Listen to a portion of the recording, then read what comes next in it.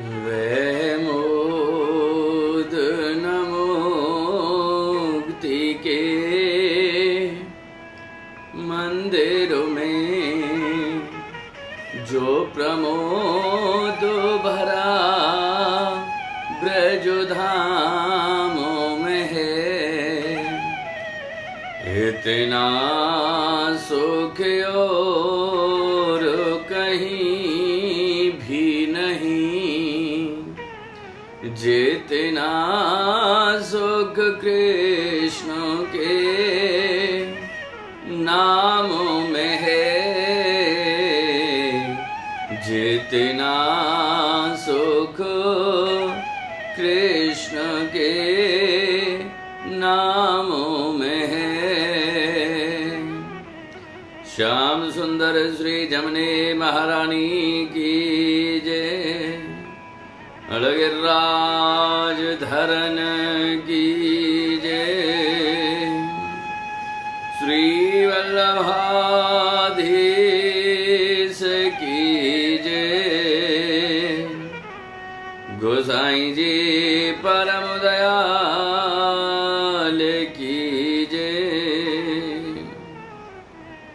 मेरे जीवन धन, मेरे प्राण बल्लभ, मेरे मन मंदिर में विराजमान दोनों भैया श्री कृष्ण और श्री बलराम, दोनों भैया के श्री चरणों में इस दास की बारंबार दंडोत प्रणाम। जय श्री कृष्ण। किशोरी राधा रानी की कृपा से ओतप्रोत होकर श्री गिरिराज महाराज के दिव्य श्री विग्रह को अपने चित्त में विराजमान करके आप सभी वैष्णवजन, आप सभी भक्तों को बड़े प्रेम से सादर जय श्री कृष्ण। आहा, वह मोद न मुक्ति के मंदिर में, मुक्ति पाने में वो आनंद नहीं है, वह मोद न मुक्ति के मंदिर में जो प्रमोद भरा ब्रज धाम में है। वह आनंद मुक्ति प्राप्त करना भी छोटा दिखाई देता है, जो आनंद श्रीधाम वृंदावन ब्रज भूमि में जाकर के भगवान की उस दिव्य पावन धरा पर पहुंचकर हरे कृष्ण कृष्ण कृष्ण हरे हरे, हरे राम राम राम हरे हरे, इस महामंत्र का जाप करके श्री गोवर्धन जी में, गिरिराज जी की तरहटी में, ब्रजमंडल में, ब्रजभूमि में निरंतर प्रदक्षिणा करने में जो आनंद है, वह आनंद परम पद वैकुंठ और मुक्ति प्राप्ति से भी संभव नहीं है। इसीलिए कहा है कि वह मोद न मुक्ति के मंदिर में जो प्रमोद भरा ब्रज धाम में है, इतना सुख और कहीं भी नहीं। अगर सुख की चाह रखते हैं, अगर सुख ही चाहिए, अगर विशुद्ध सुख चाहिए, सुख भी कई प्रकार के हैं। है वैष्णव, एक सुख धन का होता है, एक सुख वैभव का, एक सम्मान का, लेकिन जो शुद्ध की शुद्ध सुख की जो विशुद्ध परिभाषा है, वह सुख है ठाकुर जी के नाम की स्मृति सदैव हमारी बुद्धि में बनी रहे। इसलिए कहा इतना सुख और कहीं भी नहीं, जितना सुख कृष्ण के नाम में है। जितना सुख ठाकुर जी को नाम लेने से जो मन को मिले, वो सुख संसार में अन्यत्र जितने भी वासनाएं हैं, संसार के जितने भी भौतिक तत्व हैं, उन सब में वो आनंद नहीं जो श्रीधाम वृंदावन में ठाकुर जी की क्रीड़ा स्थली में पहुंचकर हरे कृष्ण कृष्ण नाम केवलम, जो ठाकुर जी को नाम लेने से सुख मिले, वो इस संसार में अन्यत्र कहीं पर भी वो सुख हो नहीं सकता। हे भक्त वृंदो, आप निरंतर 84 वैष्णव वार्ता के माध्यम से श्री महाप्रभु जी के 84 वैष्णवों की इस दिव्य गाथा को, उनके दिव्य चरित्र को श्रवण, चिंतन और मनन कर रहे हैं। भगवान को प्राप्त करने से पहले जो सर्वोपरि अनिवार्य है, वो अनिवार्य है भगवान के भक्तों के चरित्र का मनन करना। जो ठाकुर जी के भक्तों के चरित्र का मनन करता है, चिंतन करता है, वही वास्तव में ठाकुर जी की दिव्य भक्ति को प्राप्त कर सकता है। और जब तक भक्ति हमारे जीवन में ना होगी, हम भगवान को कदापि प्राप्त कर ही नहीं सकते।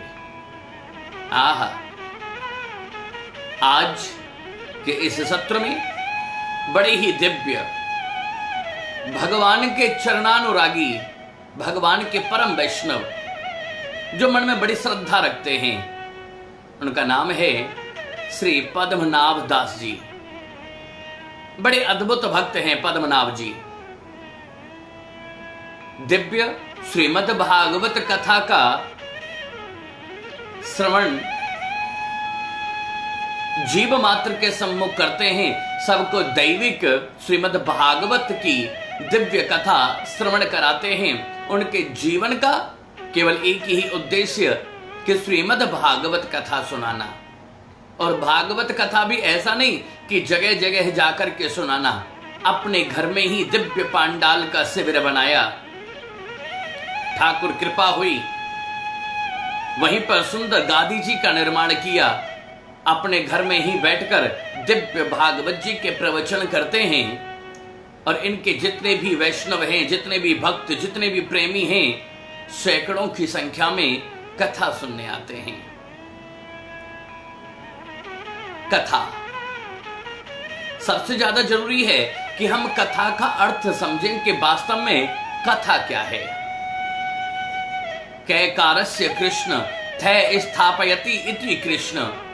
जो कृष्ण नाम के श्री विग्रह को हमारे हृदय में स्थापित कर दे, वही कथा है। भगवान कृष्ण की कथा ही कथा है। बाकी इस संसार में सब कुछ व्यर्थ और व्यथा है। उन सब चीजों का कोई अर्थ ही नहीं जिसमें ठाकुर जी का चिंतन ना हो, ठाकुर जी की भक्ति ना हो, ठाकुर जी का भाव ना हो, ठाकुर जी का कीर्तन ना हो और ठाकुर जी की अनुभूति ना हो। संसार में ऐसी कोई भी बात, संसार में ऐसा कोई भी कथा का सार अर्थहीन कहलाता है। ये लौकिक भावनाएं, ये लौकिक प्रपंच, ये लौकिक उत्तेजनाएं हमारे जीवन में किंचित हमें दुख प्रदान करते हैं। कृष्ण की अनुभूति, भगवान कृष्ण की भक्ति, भगवान श्री कृष्ण के स्वरूप का चित्रांकन श्रवण करना हमारे जीवन में हमें परम भगवतीय बना देता है, परम आनंद हमें प्रदान करता है। इसलिए शास्त्र कहते हैं कि जीवन में अपने गृहस्थ जीवन का पालन तो करो, लेकिन पालन के साथ साथ कुछ पल, कुछ समय, कुछ क्षण ठाकुर सेवा के लिए, ठाकुर की भक्ति के लिए अपने जीवन में अवश्य निकालना चाहिए। क्योंकि जो आपने भगवान का नाम लिया, केवल वही आपका सहायक है। और संसार की भौतिक वासनाएं एक ना एक दिन हमारा साथ छोड़ देंगी। परम वैष्णव श्री पद्मनाभ दास जी बड़े अनन्य भगवतीय हैं। नित्य प्रति भागवत जी की कथा अपने प्रिय श्रोताओं को सुनाते हैं, भगवान का कीर्तन करते हैं, भगवान का चिंतन करते हैं। और वही श्री पद्मनाभ दास जी की आजीविका चलाने का भी साधन है। जो भी भक्त दक्षिणा देते हैं, उसी से ये अपने गृहस्थ का पालन करते हैं। और क्यों ना करें, शास्त्र कहते हैं कि ब्राह्मणस्य मुखम आसीद। ब्राह्मण की उत्पत्ति ब्रह्मा जी के मुख से हुई है। इसलिए ब्राह्मण को सदैव भगवत चिंतन, भगवत स्मरण और ठाकुर जी को भाव ही अपने श्रोताओं को चित्रांकन कराना चाहिए। ब्राह्मण का कर्म है दीक्षा देना, और बदले में जो भिक्षा मिले उससे अपनी आजीविका चलाना, निरंतर केवल यही भाव। पद्मनाभ जी भी बड़े प्रेम से ठाकुर जी की दिव्य लीलाओं को अपने श्रोताओं को सुनाते हैं। एक दिन उनको पता लगा कि हमारे कन्नौज में श्री महाप्रभु जी वल्लभाचार्य जी पधारे हैं, तो क्यों ना श्री महाप्रभु जी का सानिध्य प्राप्त किया जाए।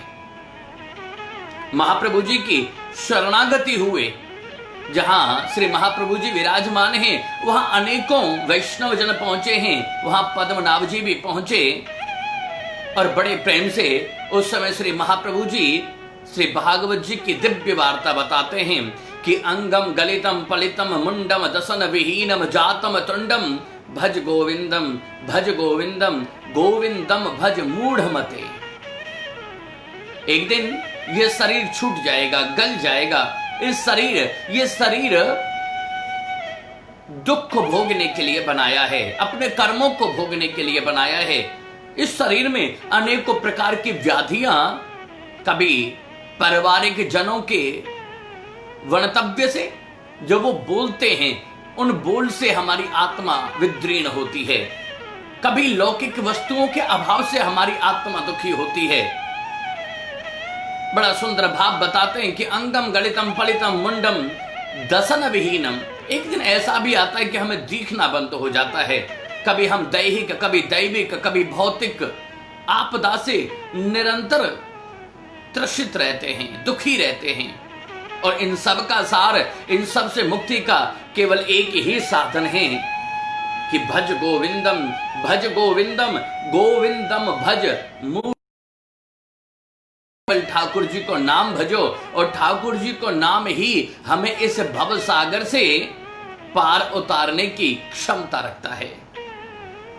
जैसे पांचों पांडव, जिस प्रकार महाभारत के युद्ध में जब युद्ध प्रारंभ होता है तो पांचों पांडव ठाकुर श्री कृष्ण की कृपा रूपी नाव में बैठकर इस महाभारत रूपी सागर को पार करके और ठाकुर जी के सानिध्य से विजयश्री को प्राप्त करते हैं। ऐसे ही हम और आप संसारिक जीव ठाकुर जी की कृपा से जो सतगुरुदेव हमें मिले, उन सदगुरुदेव की कृपा रूपी नाव में बैठकर और इस गृहस्थ रूपी भव सागर को पार करके एक दिन हम ठाकुर जी के निकुंज में, उनकी दिव्य लीलाओं में हम प्रवेश कर पाए। यही हमारे जीवन का परम सुख और परम आनंद है। जब महाप्रभु जी ये दिव्य भागवत जी के श्लोक की व्याख्या कर रहे थे, श्री पद्मनाभ जी सुन रहे थे, उनको समझने में देर ना लगी कि ये तो साक्षात ईश्वर हैं, ईश्वर अंश जीव अविनाशी। वैसे तो संसार में प्रत्येक जीव के अंदर परमात्मा का अंश है, लेकिन जो साक्षात ईश्वर होते हैं, जो साक्षात परम शक्तिवान होते हैं, उनके दिव्य आभा को देखकर, उनके दिव्य स्वरूप और स्वरूप के तेज को देखकर वैष्णव समझ जाते हैं कि ये साक्षात ईश्वर हैं और इस संसार में केवल हमारे जैसे साधारण जीवों के उद्धार के लिए अवतार लेकर के आते हैं। क्यों? क्योंकि गीता में भगवान ने स्वयं कहा है, यदा यदा हि धर्मस्य ग्लानिर्भवति भारत अभ्युत्थानम धर्मस्य तदात्मानं सृजाम्यहम्। जब जब इस धरती के ऊपर धर्म की हानि होती है, तब तक धर्म की स्थापना के लिए श्री ठाकुर जी भिन्न भिन्न अवतारों में अवतरित होकर इस धराधाम पर आते हैं और अपने परम भगवतीय वैष्णव जनों का कल्याण करते हैं। जब श्री पद्मनाभ जी श्री महाप्रभु जी के चरणों में दंडौत करते हैं, प्रणाम करते हैं, तो महाप्रभु जी बड़े प्रसन्न हुए और प्रसन्न होकर के उनका ब्रह्म संबंध कराया। ठाकुर जी का नाम दान में दिया है कि हे पद्मनाभ, अब तुम इस धराधाम पर लौकिक वासनाओं का त्याग करके और निरंतर श्री ठाकुर सेवा में सम्मिलित हो जाओ। यही जीवन का सार है। ब्रह्म संबंध कराया। और उसी समय श्री पद्मनाभ जी ने अपनी अंजलि में जल लेकर के संकल्प कर लिया कि आज के बाद धन की कामना से मैं व्यास गद्दी पर बैठकर भागवत कथा नहीं कहूंगा, क्योंकि भागवत कथा के बदले जो धन की याचना करे वो एक भाव में भगवान को बेकता है। भगवान का नाम सुनाया और बदले में दक्षिणा फिक्स कर दी, बदले में दक्षिणा मांग ली, तो इसका मतलब उसने व्यापार किया भगवान के नाम का। परम भगवदीय श्री पद्मनाभ जी, परम भगवदीय श्री पद्मनाभ जी के मन में ऐसा वैराग्य उत्पन्न हुआ, संकल्प कर लिया कि आज के बाद हम भागवत कथा कहेंगे ही नहीं। और जब ये बात श्री महाप्रभु जी को पता लगी कि अब आप भागवत नहीं कहेंगे तो आपकी आजीविका कैसे चलेगी। महाप्रभु जी कहते हैं चलो भागवत तुम नहीं करो कोई बात नहीं, लेकिन महाभारत की कथा सुनाकर तुम अपनी आजीविका चलाना। मन में ऐसा वैराग्य आया कि अब हम महाभारत की कथा भी नहीं सुनाएंगे। फिर क्या करोगे? बोले कि अब हम भिक्षावृत्ति करेंगे, भिक्षा मांग करके लाते, अपने घर का पालन करते और नित्य प्रति अपने ठाकुर जी की बड़े मन से, बड़े भाव और भावना के साथ भगवान की सेवा करते। दो शब्द हैं, यहां पर भी दो भाव आए हैं, एक है सेवा और एक है पूजा। पूजा वो है जिसमें हम भगवान को प्राप्त करने के जो प्रपंच हैं, जिनमें ज्योत जलाना, जिसमें दान करना, या जिसमें निरंतर अपने बैठने के योग्य स्थान बना करके और माला झोरी लेकर के नित्य प्रति भगवान का नाम जपना, ये पूजा है।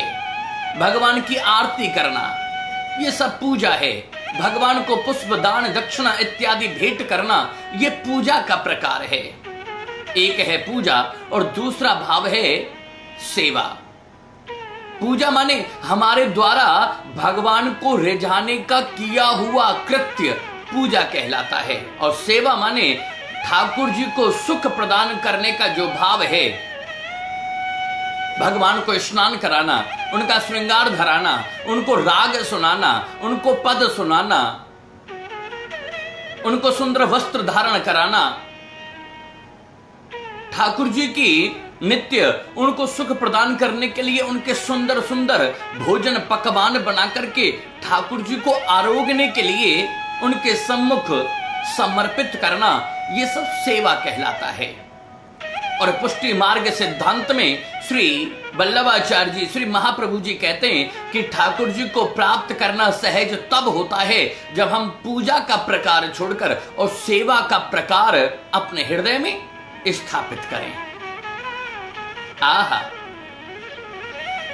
प्रतिदिन पद्मनाभ जी भिक्षावृत्ति करते हैं, ठाकुर जी की सेवा करते हैं। एक दिन भिक्षा के लिए गए तो मन में ऐसा वैराग्य आया कि रोजाना मांगना, क्या वैष्णव को कभी किसी के सम्मुख मांगना चाहिए? मांगने का मतलब, अगर हम एक वैष्णव अगर किसी के पास जाकर के अपनी सहायता के लिए, अपने परिवार की आजीविका चलाने के लिए, या अपने पंचभौतिक के शरीर को सुख प्रदान करने के लिए अगर किसी के आगे याचना करे, तो वह आश्रय नहीं रहता, वो अनाश्रय में पहुंच जाता है। अनाश्रय माने किसी दूसरे का आश्रय। अगर तुम भिक्षा दोगे तो मेरा घर चलेगा, माने जिसके ऊपर आप आश्रित हुए हैं, जिनका आश्रय हमने लिया ठाकुर जी का, उस ठाकुर जी को छोड़कर अन्यत्र संसारी लोगों के आगे याचना करना या संसारी देवताओं के आगे याचना करना, आहा, यह अनाश्रय है। और जब अनाश्रय होता है तो अपने इष्ट का आश्रय छूट जाता है, और जब अपने इष्ट का त्याग करके जीव किसी और के आश्रय में जाता है तो कहीं ना कहीं अपने इष्ट का अपमान करता है। जो जिसे भी इष्ट बनाए, अपने इष्ट के अलावा किसी और के सम्मुख रुदन करना, माने रोना, याचना करना, मांगना, अपना दुख सुनाना, अपना मन हल्का करना, ये सब अनाश्रय के प्रकार हैं। कभी भी वैष्णव को किसी और के सम्मुख अपना दुख नहीं बताना चाहिए, अपने दुख की निवृत्ति के लिए सहायता नहीं लेनी चाहिए, जीवन को सुख प्रदान करने के लिए कुछ मांगना नहीं चाहिए। अगर कोई वैष्णव ऐसा करता है तो वह अनाश्रय करता है, और अनाश्रय में उसके इष्ट, उसके ठाकुर जी को दुख होता है। हमारे ठाकुर जी को हमारे किसी भी कर्म के माध्यम से दुख हो तो फिर वो आश्रय नहीं है, फिर वो अनाश्रय हो जाता है। इसलिए भिक्षावृत्ति भी छोड़ दी। अब केवल पद्मनाभ जी ठाकुर जी की सेवा करते हैं, श्री महाप्रभु जी के साथ रहते हैं। नित्य प्रति महाप्रभु जी की सेवा करना, नित्य प्रति नित्य प्रति अपने ठाकुर जी की सेवा करना, बड़ा सुंदर भाव। एक समय श्री महाप्रभु जी अड़ेल के लिए पधारे हैं और इधर पद्मनाभ जी अपने ठाकुर जी के साथ नित्य प्रति अपने घर पर सेवा करते हैं, लेकिन जीवन में धन का अभाव है। अब धन का अभाव है तो ठाकुर को भोग कहां से लाएं, भोग की सामग्री कहां से लाएं कि उस सामग्री को सिद्ध करके और ठाकुर जी को आरोग्यने के लिए समर्पित करें, क्योंकि जीवन में धन का अभाव है। परम वैष्णव, परम भगवतीय श्री पद्मनाभ जी के मन में भाव उत्पन्न हुआ। अपने ठाकुर जी को सुंदर स्नान कराया, श्रृंगार धराया और भाव से ही ठाकुर जी के सम्मुख आसन लगा के बैठ गए और आसन लगा के कहते हैं, अभी कुछ सामग्री नहीं है, अभी केवल भाव है। नेत्र बंद करके कहा कि प्रभु ये एक मुट्ठी चने आप स्वीकार करें, हे प्रभु ये एक कटोरी खीर मेरे भाव से आप स्वीकार करें, हे प्रभु ये सुंदर रोटियां, ये सुंदर चपाती आप भोग में ग्रहण करें, ये सुंदर लड्डू आप स्वीकार करें। नित्य प्रति बिना सामग्री के केवल अपनी आत्मा के भाव से सामग्री सिद्ध करते हैं और ठाकुर जी को आरोग्यने के लिए प्रदान करते हैं। ठाकुर जी बड़े ही प्रसन्न हैं, बड़े आनंद में हैं। एक दिन जब श्री पद्मनाभ जी ठाकुर जी को भाव की सामग्री आरोग्यने के लिए भेंट कर रहे थे, उसी समय श्री महाप्रभु जी पधारे और महाप्रभु जी ने देखा कि ये भाव से सामग्री आरोग्यने के लिए प्रदान करते हैं। अरे पद्मनाभ, तुमने सामग्री तो ली ही नहीं आरोग्यने के लिए, और तुम केवल भाव से ही सामग्री आरोग्यने की प्रार्थना करते हो। ये भाव देखकर आज महाप्रभु जी अति से बड़े प्रसन्न हुए और प्रसन्न होकर के अपने परम भगवतीय, परम वैष्णव उस पद्मनाभ के ऊपर इतने प्रसन्न हुए कि उन्हें सदैव के लिए अपनी सेवा में ले लिया कि तुम सदैव मेरे साथ रहो और इस भाव की सेवा से नित्य प्रति भोजन सिद्ध करके और ठाकुर जी को आरोग्यवाओ। एक दिन श्री महाप्रभु जी की सामग्री के माध्यम से महाप्रभु जी कहीं गए, 3 दिन की सामग्री इकट्ठी करके पद्मनाभ जी को दी और पद्मनाभ जी उसी से भोग लगाते हैं।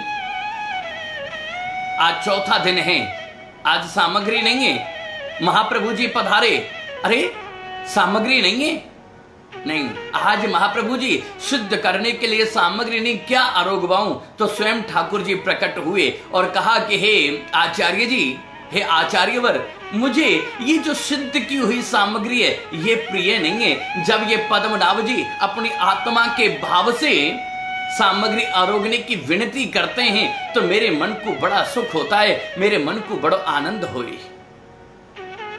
भगवान भी पद्मनाभ जी की भाव की उस लीला में इतने आनंद विभोर होते हैं।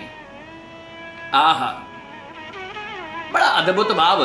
ये पद्मनाभ जी भगवान के, महाप्रभु जी के परम वैष्णव हैं। एक समय श्री महाप्रभु जी यात्रा करके नाव से अड़ेल जा रहे थे कि मार्ग में एक व्यापारी जिसके पास बहुत सा व्यापार के लिए धन था, अपनी उसी नाव में जिसमें महाप्रभु जी विराजे हैं, उसी नाव में धन लेकर के वह व्यापारी जा रहा था। महाप्रभु जी गंतव्य स्थान आने पर उतर गए और कुछ चोर आए और उस व्यापारी का सारा धन लूट लिया। महाप्रभु जी अपने स्थान पर आकर के विराजमान हुए और वह व्यापारी रोता बिलखता हुआ जब किसी ने सहायता ना की तो महाप्रभु जी की शरण में आया। उस समय श्री महाप्रभु जी ध्यान में बैठे हैं और श्री पद्मनाभ जी द्वार पर हैं।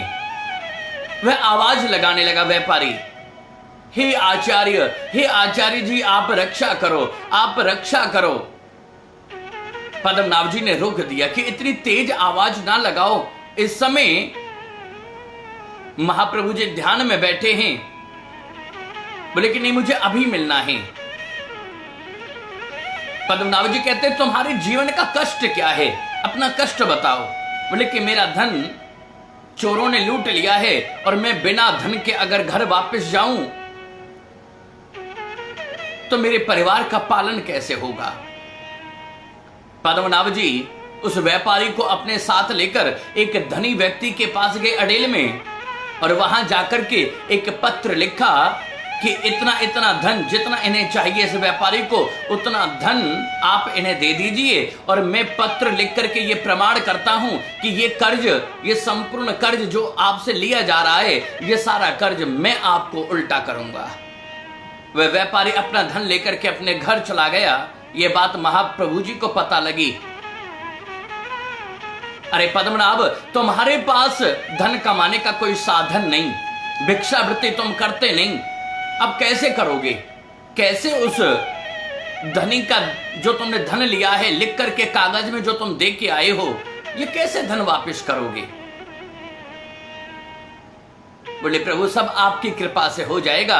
और एक दिन श्री पद्मनाभ जी अडेल के राजा के यहां पर महाभारत की दिव्य कथा सुनाते हैं। उस कथा को सुनकर के राजा बड़ा प्रसन्न हुआ और बहुत सा धन देने लगा।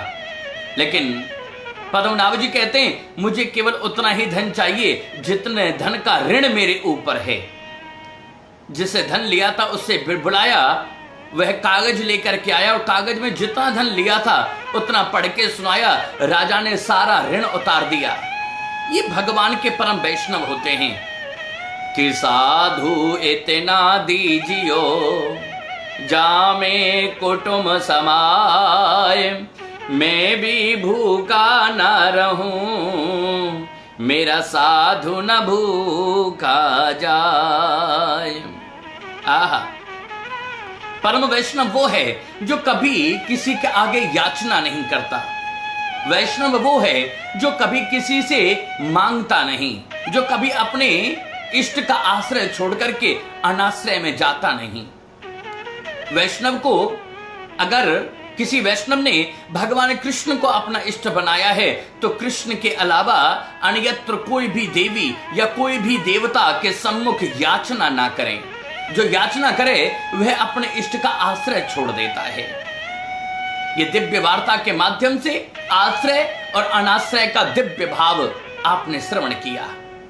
ऐसी उम्मीद करते हैं, ऐसा भाव हमारे मन में है कि ये संपूर्ण भाव को सुनकर आप अपने जीवन में अपने इष्ट के लिए, अपने सद्गुरुदेव भगवान के लिए परिपक्व हो जाओगे।